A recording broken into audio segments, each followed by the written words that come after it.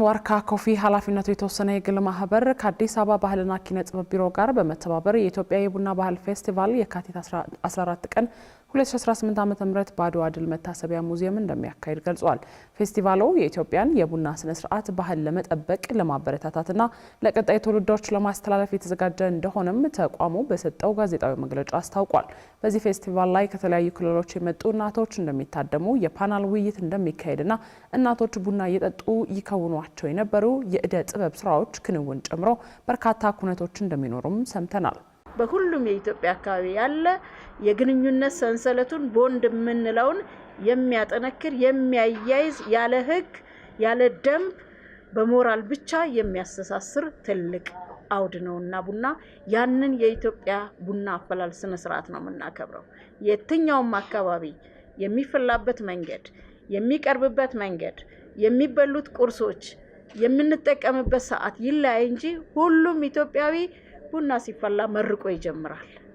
ይሄ ጸጋ ፈጣሪውን የሚያምነውን የትኛውም እምነት ይሁን አመስግኖ መርቆ ለነገም ሌላ አይነት ማህበራዊ እንደዚህ ጠንካራ አውድ እንዲኖር እንዳይለያዩ ምግብን፣ ዝናብን፣ ሌላንም ነገር ፈጣሪ እንዲጠብቅ እንዲሰጥ ጤናን እንደዚህ ይለመናል። ሲጨረስም እንደዛው ተብሎ ይለመናል። በመግለጫው ኢትዮጵያ ቡና ላኪ ሀገር እንደመሆኗ በውጪ ንግድ በሚደረገው የገበያ ጥረት ውስጥ ይህ በታሪክና በክንውን የተሞላ ውብ ባህል አብሮ ቢተረክና ቢተዋወቅ የጥሬ ቡናው ብቻ ሳይሆን የባህሉን ባለቤት መሆኗን በማስተዋወቅ የገበያ ተደራሽነቱን ሊጨምር እንደሚችል ተነግሯል። የቡና ባህል ስነ ስርዓቱ በማይዳሰሱ ቅርሶች ቢመዘገብ ለሀገሪቷ ገጽታ ግንባታና ለቱሪዝም ዘርፉ እንዲሁም የወጪ ንግድን ለመደገፍ የሚያስችል ነውም ተብሏል። ከዚህም ባሻገር ኢትዮጵያ የቡና መገኛ ብቻ ሳትሆን ቡናን እንደ ኢኮኖሚ የጀርባ አጥንት የምትጠቀም ተፈጥሮ ያደላት የቡና ላኪ ሀገር እንደመሆኗ ቡናን በውጭ ንግድ ለመላክ በሚደረገው የገበያ ጥረት ውስጥ ይህ በታሪክና በክንውን የተሞላ ውብ ባህል አብሮ ቢተረክ ቢተዋወቅ የጥሬ ቡናውን ብቻ ሳይሆን የባህሉን ባለቤት መሆኗን ብናስተዋውቅ ቀልብን የመሳብ አቅም ያለው ይህ ባህል የገበያ ተደራሽነታችንን ሊጨምር ይችላል የሚል ትልቅ እምነት አለን። በፌስቲቫሉ ከ2500 እስከ 3000 የከተማዋ ነዋሪዎችና የውጭ ሀገር ጎብኚዎች ይሳተፋሉ ተብሎ እንደሚጠበቅ በተገለጸበት በዚህ መድረክ ላይ ዋርካ ኮፊ ኃላፊነቱ የተወሰነ የግል ማህበርና የኢትዮጵያ ኤክስፖርት ማርኬት በቡና የወጪ ንግድ ላይ በጋራ ለመስራት የሚያስችላቸውን የመግባቢያ ስምምነት ተፈራርመዋል። በአዲስ አበባ የተካሄዱት 39ኛው የአፍሪካ ህብረት ጉባኤና ሁለተኛው የጣሊያን አፍሪካ ጉባኤ በስኬት መጠናቀቃቸውን የውጭ ጉዳይ ሚኒስቴር አስታውቋል። በአጠቃላይ ባለፉት ቀናት በተካሄዱት አህጉር አቀፍ ጉባኤዎች የ41 ሀገራት መሪዎች 48 የውጭ ጉዳይ ሚኒስትሮች 12 ቀዳማዊት እመቤቶችን ጨምሮ ከ20 ሺህ በላይ ተሳታፊዎች ወደ አዲስ አበባ መምጣታቸው ተገልጿል። እነዚህን እንግዶችም በክብር ከመቀበል ጀምሮ ወደ ሀገራቸው እስኪመለሱ ድረስ በኢትዮጵያ በነበራቸው ቆይታ የተቀናጀና ውጤታማ መስተንግዶ እንደተደረገላቸው የውጭ ጉዳይ ሚኒስትር ዴኤታው አምባሳደር ብርሃኑ ጸጋይ በሰጡት መግለጫ አመላክተዋል። እንዲሁም ጠቅላይ ሚኒስትር አብይ አህመድ በጉባኤው ላይ ካደረጉት ንግግር ባለፈ ከተለያዩ ሀገራትና ተቋማት መሪዎች ጋር የባለብዙ ወገንና የሁለትዮሽ ውይይት ያደረጉበት እንደነበርም ሚኒስትር ዴኤታው አንስተዋል። በእነዚህ ጉባኤዎችም ከ1225 በላይ የሚዲያ ባለሙያዎች ተሳትፈው የሀገሪቱን ገጽታ አዎንታዊ በሆነ መንገድ ማስተዋወቃቸው ነው የተገለጸው። የአየርላንድ ዓለም አቀፍ ልማትና ዳያስፖራ ሚኒስትር ዴኤታ ኒል ሪችመንድ በኢትዮጵያ ይፋ የስራ ጉብኝት እያደረጉ ይገኛሉ። የልማት አጋርነትን ለማጠናከር የድህነት ቅነሳ ፕሮግራሞችን ለመደገፍና የኢኮኖሚ ትብብርን ለማስፋፋት ኢትዮጵያ የገቡት ሚኒስትሩ በቆይታቸው ከከፍተኛ የመንግስት የስራ ኃላፊዎች ጋር የሚወያዩ ሲሆን በአይሪሽ ኤድ የሚደገፉ ማህበረሰቦችንም ይጎበኛሉ።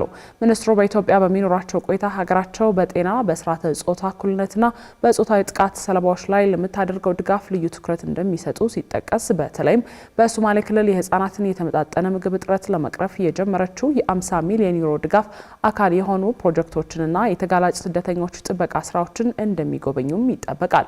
የአየርላንድ ቀጣይ የልማት ድጋፎች ጎን ለጎን በቀጣይ ዓመታት በንግድና በኢኮኖሚ ዘርፍ ያላትን ግንኙነት ይበልጥ ለማሳደግ ቁርጠኛ መሆኗን የተናገሩት ሚኒስትሩ በኢትዮጵያ የሚኖራቸው ጉብኝት ካጠናቀቁ በኋላ በዩጋንዳ ተመሳሳይ ጉብኝት ያደርጋሉ ነው የተባለው። የታጁራ ወደብን ለኢትዮጵያ ገቢና ወጪ ንግድ እንዳማራጭ መጠቀም በሚቻልበት ሁኔታ ላይ ኢትዮጵያና ጅቡቲ መከሩ። በትራንስፖርትና ሎጂስቲክስ ሚኒስትር አለሙ ስሜ የተመራውና በጅቡቲ የኢትዮጵያ አምባሳደር ለገሰ ቱሉ ያካተተ የልዑካን ቡድን የታጁራ ወደብን ጎብኝቷል። ቡድኑ በጉብኝቱ ወቅት ከወደቡ አስተዳዳሪዎች ጋር ባደረገው ውይይት የወደቡን አቅም በማሳደግ በተለይም የአፈር ማዳበሪያ ወደ ኢትዮጵያ የሚገባበት ሁኔታ ላይ ምክክር ተደርጓል። ወደቡ ወደ ማዳበሪያ ኦፕሬሽን መግባቱ ለመጪው የዘር ወቅት ለአርሶ አደሩ የአፈር ማዳበሪያም በወቅቱ ለማቅረብ የሚደረገውን ጥረት የሚያፋጥን ይሆናል ነው የተባለው። የታጁራ ወደብን ሙሉ በሙሉ ወደ ስራ ማስገባት የየብስ ርቀትን በ60 ኪሎ ሜትር የሚቀንስ በመሆኑ ለሎጂስቲክስ ዘርፍ መቀላጠፍ ትልቅ ፋይዳ ይኖረዋል ተብሏል። ተመልካቾች የምትከታተሉት የአዲስ ነገር የጧት የሀገር ውስጥ አጫጭር መረጃዎቻችንን ነው። የኢትዮጵያ ምግብና መድኃኒት ባለስልጣን ማቹሪቲ ወይም የብስለት ደረጃ 3 የምስክር ወረቀት ማግኘቱን በማስመልከት የመመዘኛ ሂደቱ ላይ አስተዋጽኦ ላበረከቱ አካላት እውቅና ሰጥቷል። ኢትዮጵያ የመድኃኒት ቁጥጥር ስርዓት የዓለም ጤና ድርጅት የብስለት ደረጃ 3 የምስክር ወረቀት በቅርቡ ማግኘቷን ያስታወቀው ባለስልጣኑ 250 መለኪያዎች ያሉትን ይህንን ደረጃ ለማለፍ ተቋሙ ለዓመታት ሲሰራ እንደነበር ገልጾ በቀጣይ የብስለት ደረጃ 4 ላይ ለመድረስ ታቅደው እየተሰራ መሆኑን ገልጿል። የባለስልጣኑ ዋና ዳይሬክተር ሄራን ገርባ በዚህ መመዘኛ ላይ 14 የክልል ተቋማት እንደተሳተፉ የገለጹ ሲሆን ይህም ኢትዮጵያ በአሁኑ ወቅት አስተማማኝና የተቀናጀ የቁጥጥር ተቋም እንዳላት የሚያረጋግጥ መሆኑንም አንስተዋል። ኢትዮጵያ ያገኘችው ይህ የብስለት ደረጃ 3 የምስክር ወረቀት በዓለም ደረጃ 61 ሀገራት ያላቸው ሲሆን በአፍሪካ ደግሞ 9 ሀገራት ብቻ እንዳገኙም ተጠቁሟል። በተጨማሪም በመድረኩ ይህንን የጥራት ደረጃ ጠብቆ ማቆየት ላይና በቀጣይ ሊሰራበት ስለታሰበው የብስለት ደረጃ 4 ፍኖተ ካርታ ላይ ውይይት ተደርጓል። የኢትዮጵያ ንግድ ባንክ በወለድ ነጻ ዘርፍ የሰበሰበው ገንዘብ ከ266 ቢሊዮን ብር በላይ መሻገሩን አሳውቋል። ባንኩ ይህንን ያሳወቀው የዘንድሮውን 1447ኛውን የረመዳን ወር አስመልክቶ በሰጠው መግለጫ ላይ ሲሆን በረመዳን ወር በብዙ ከተሞች የማዕድ መጋራት መርሃ ግብር እንደሚያካሂድም ይፋ አድርጓል።